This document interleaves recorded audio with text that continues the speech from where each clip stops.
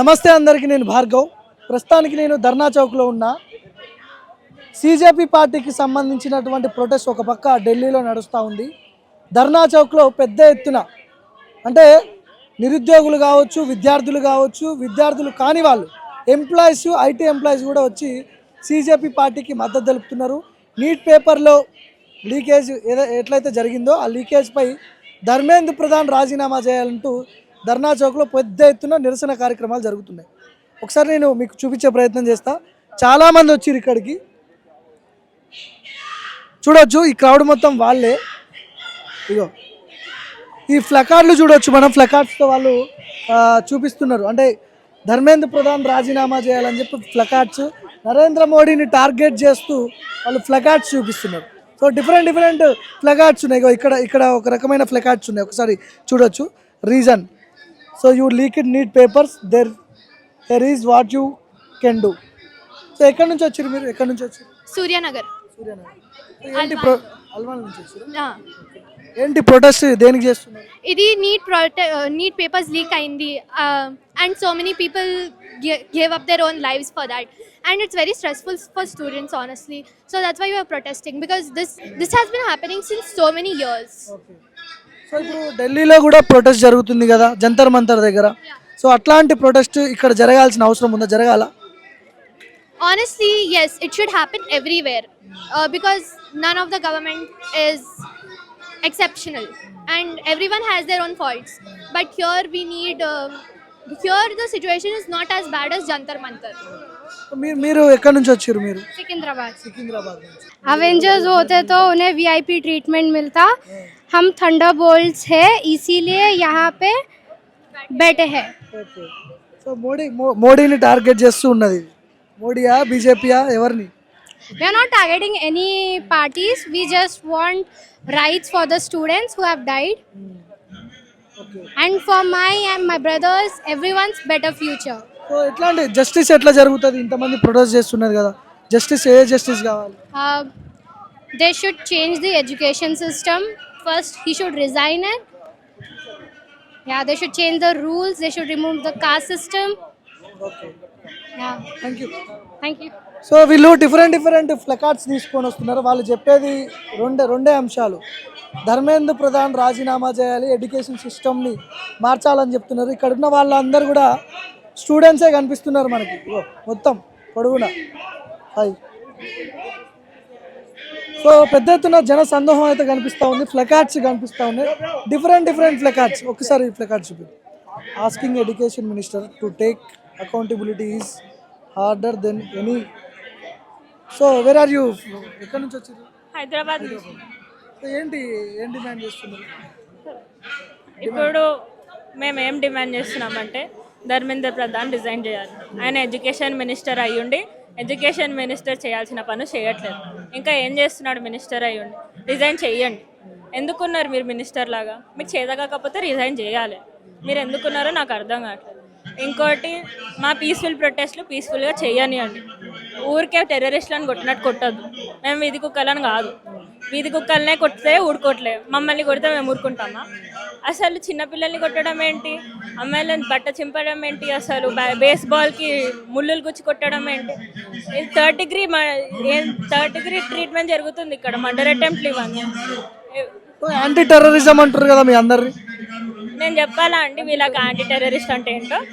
వీళ్ళు ఏం చేయని, దేశం నమ్మని, మా జీవితం నాశనం చేయని మేము వా వెరీ గుడ్ అనాలి. బై మిస్టేక్ ఏం చేస్తున్నారు అని అడిగితే మీరు యాంటీ టెర్రరిస్ట్, మీరు యాంటీ నేషనలిస్ట్, టెర్రరిస్ట్, మీరంతా ఇంతే ఉన్నారు. టెర్రరిస్టులు మీరు, యాంటీ నేషనలిస్ట్. పులిస్ స్టాప్ ఎక్కడ పడాలి దీనికి? ఇష్యూ మొత్తం కామ్ డౌన్ కావాలి. ఎప్పుడైతే గవర్నమెంట్ సరిగా అవుతుందో అప్పుడు ఫుల్ స్టాప్ వాళ్ళే పడిపిస్తారు. అప్పుడు దాకా మేము ఎందుకు ఊరుకోవాలి? మేము ఎలా బతుకుతున్నాం మీరు చూస్తున్నారు కదా. ఒక్క వీడియో ఆయన ఇన్స్టాగ్రామ్లో వీడియో పెట్టడానికి, ట్విట్టర్లో ట్వీట్ చేయడానికి మేము 20-25 రోజులు కూర్చొని తిండిలు తినకుండా ఢిల్లీ టికెట్లు బుక్ చేసుకొని తన్నులు తిని ఇవన్నీ చేస్తే ఒక్క వీడియోనా మాకు వచ్చేది? స్టూడెంట్స్ ఇంత అడిగితే మాకు అకౌంటబిలిటీ వస్తుందా?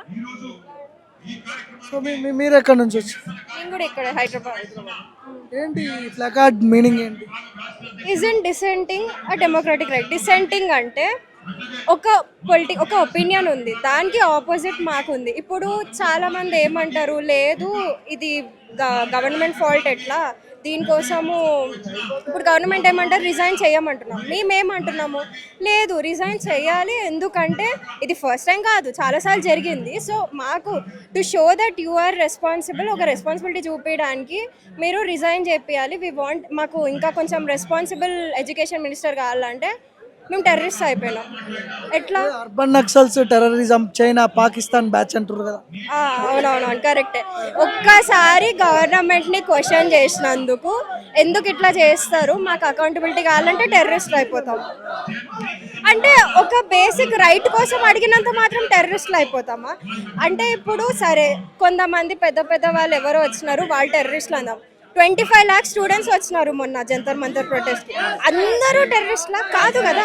మేము జస్ట్ ఈ కంట్రీ పిల్లలము. మేము ఏం అడుగుతున్నాము, కంటిన్యూస్గా పేపర్ లీక్స్ అవుతున్నాయి, మేము కష్టపడి చదువుకుంటుంటే ఇట్లా అవుతుంది, మాకు ఈ సిస్టమ్ నచ్చలేదు, మాకు do something better for us అంటే టెర్రరిస్ట్ ఇట్లా అయిపోతాము. అంటే జస్ట్ అడగడం అనేది అది ఒక ఫండమెంటల్ రైట్, హ్యూమన్ రైట్ కదా. సో అది అడిగితే మేము టెర్రరిస్ట్ కాము, we just asking for accountability. NSA లాంటి చట్టాలు తీసుకొచ్చారు, నేషనల్ సెక్యూరిటీ యాక్ట్ లాంటి చట్టాలు తీసుకొని వచ్చి లోపల అంటే 12 months నాన్ బెయిలబుల్ సెక్షన్స్ పెట్టి లోపలేసే ప్రయత్నాలు జరుగుతున్నాయి. అది ఇప్పుడు కాదు, ఫస్ట్ టైమే ఎప్పుడైతే ప్రాబ్లం వచ్చిందో అప్పుడు చేయాలి. ఇది ఫస్ట్ టైం కాదు. అండ్ ఇది చేయడానికి కూడా పిల్లలు 21 days 30 days రోడ్ల మీద కూర్చుంటే చేశారు. అంటే ఇంత చిన్న చిన్న వాటి కోసం ఇంత రిక్వెస్ట్ చేయాల్సిన అవసరం ఎందుకు వస్తుంది? గవర్నమెంట్ ఉండేది మా కోసమే కదా, ఏదన్నా అడిగితే మా కోసం చేయాలి కదా. పిల్లల కోసం, పిల్లలే యూత్ ఇస్ అవర్ ఫ్యూచర్ అంటారు కదా, మరి ఇంత రిక్వెస్ట్ చెయ్యాలా? అంటే అడిగితే నార్మల్గా చేయాలా ప్రతిదానికి? ఇంకా ఇప్పుడు ఫస్ట్ క్వశ్చన్ పేపర్ లీక్ కోసం ఇట్లా చేస్తున్నాం, రేపు ఇంకేదో ఇష్యూ వస్తుంది అంటే ఇంకా ప్రతి ఇష్యూ కోసం మేము ఇట్లా రోడ్ల మీదకి రావాల్సిన అవసరం వస్తుందా? ఇప్పుడు ఇట్లా ప్రొటెస్ట్ చేసే వాళ్ళందరూ యాంటీ బీజేపీ, యాంటీ మోడీకి సంబంధించిన వాళ్ళే వచ్చి చేస్తున్నారు అనేది ఒక వాదన. అక్కడ మాకు మోదీతో బీజేపీతో ఏం సంబంధం లేదు. సెంట్రల్ గవర్నమెంట్లో ఎవరుంటే వాళ్ళని క్వశ్చన్ చేస్తామంటే అక్కడ ఎవరన్నా ఉండని, మాకు సంబంధం లేదు. మేము స్టూడెంట్స్ లాగా వచ్చినాము, మా రైట్స్ కోసం మేము అడుగుతున్నాము, ఎవరికి విరోధంగా కాదు, జస్ట్ మా కోసం మేము వచ్చినాము. ఫైనల్ గా ఏం చెప్తావు గవర్నమెంట్కి, బీజేపీకి కావచ్చు, మోడీకి కావచ్చు? నేను ఒక వీడియో రిలీజ్ చేసిండు, ఫాస్ట్ ట్రాక్ కోర్టులు తీసుకొస్తా అని చెప్పి మోడీ. అది మేము అడిగింది కాదు కదా. మేము అడుగుతున్నది ఏంటి, ఇప్పుడున్న మినిస్టర్ ప్రాపర్ వర్క్ చేయలేదు కాబట్టి రిజైన్ చేయాలి అంటున్నాము. ఫాస్ట్ ట్రాక్ దాంతో మాకు ఎట్లా బెనిఫిట్ వస్తుంది? అంటే ఇట్స్ బిన్ టూ లాంగ్. ఇప్పుడు పేపర్ లీక్ అయిన వాళ్ళ మీద చర్యలు తీసుకుంటాము కోర్టులో అని చెప్పి అంటున్నారు. అదంతా రెస్పాన్సిబుల్ రీజన్ లాగా అనిపిస్తలేదు. నమ్మాలనిపించట్లేదా? ఇది ఫస్ట్ టైం అయితే అనుకుంటాము, కాదు కదా. అది కూడా ఇది చేయడానికి కూడా ఎన్ని రోజులు అడగాల్సి వస్తుంది. సో ఎట్లా ఉంటుంది నమ్మకం? దాని బదులు మేము వి వాంట్ అంటే ఇంకొంచెం రెస్పాన్సిబుల్గా ఉన్న వాళ్ళు కావాలి. ఎందుకు అతన్నే ఉంచాలని ఎందుకు చూస్తున్నారు? అంటే ఇండియా మొత్తంలో ఇంకెవ్వరు అంత క్వాలిఫైడ్ లేరా? అలా ఏం లేదు కదా, చాలామంది ఉన్నారు కదా. మాకు చేంజ్ కావాలని అడుగుతున్నాం అంతే. ఫైనల్గా ఏం చెప్తావు ఈ ఇష్యూ గురించి? రిజైన్ చేయాలి.